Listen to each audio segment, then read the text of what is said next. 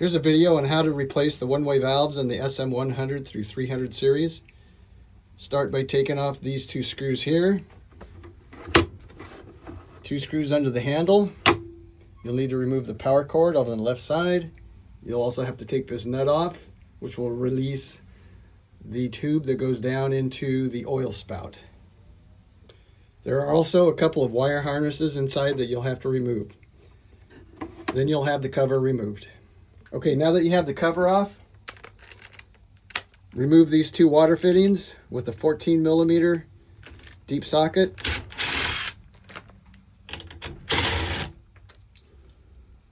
Pay attention, the one with the rubber seal on it goes on the left side. When you go to replace the one on the right side, use some high quality Teflon tape. Now with a 12mm socket, remove the 3 bolts on top.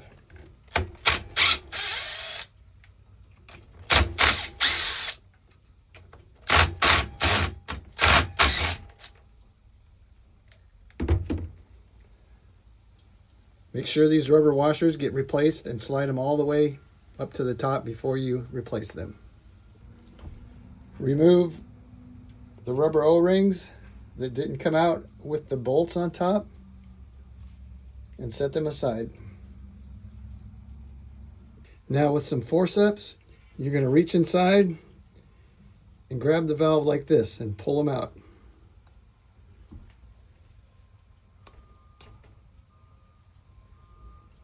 Usually the valve is going to separate, and we'll talk about that in a minute. If the valve separates, you'll have to keep track of these two pieces here. Okay, to retrieve the other parts that are still inside of the cylinder, you're going to need easy out. I don't happen to know what the size of this one is. I hope to update later. But the diameter at the end is 0.1755. Okay, using the easy out, retrieve the remaining portion of the valve. It's going to look like this. This is what an assembled valve looks like. After you've gotten all the parts out, take some compressed air, clean out the cylinders. Now replace the 3-cylinder valves, paying attention to the direction, which is this way here. Drop them inside. Take something with a blunt end, such as this. Push them down nice and firm. You should feel sort of a click when they slip into place. And then do all 3 like that. Now with the rubber seals all the way up on the top of the nut, like this. Replace all 3 rubber seals. Replace all 3 of the bolts.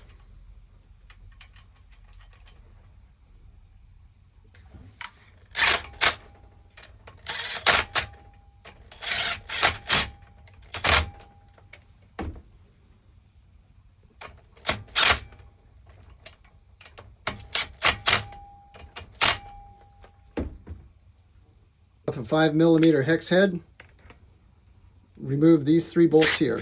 1, 2, and 1 at the bottom. Once you have these 3 bolts off, this arm should swing out of the way. However, if it has a lot of calcium in it, you may have difficulty doing that. Lift this side up and out of the way. Now gently wiggle this pump back and forth.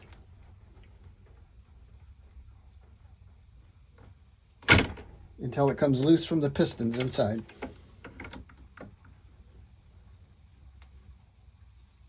Okay, the water seals may have remained on the pistons.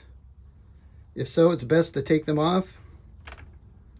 Pay close attention to the way that they seat back into here, like this, and put them back in here. Okay, now I put some protection on my pliers. Gently wiggle these loose and pull them out. Pay attention to the direction that they're going in. You can see I'm setting them down such that when I put them back, the side that's up is going into the cavities. Carefully remove these seals. Do the same thing. Set them down such that the side facing up goes into the cavities. We've exposed the valves inside. We don't have any of the rubber washers that we can damage while we're getting these out. I'm going to reach down with my forceps, take them out in the same manner as we did the three in the top. Most likely encounter that the valves are going to separate. So again, use the easy out.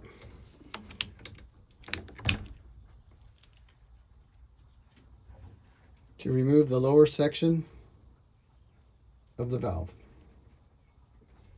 After you have the three valves out,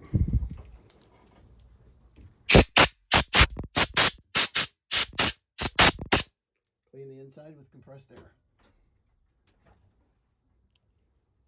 And insert the three new valves in this direction here. Just as with the top,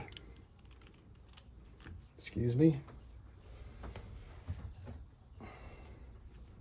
find a blunt instrument such as this to push them down firmly into the cavity. You'll feel it click. Do the same with all three.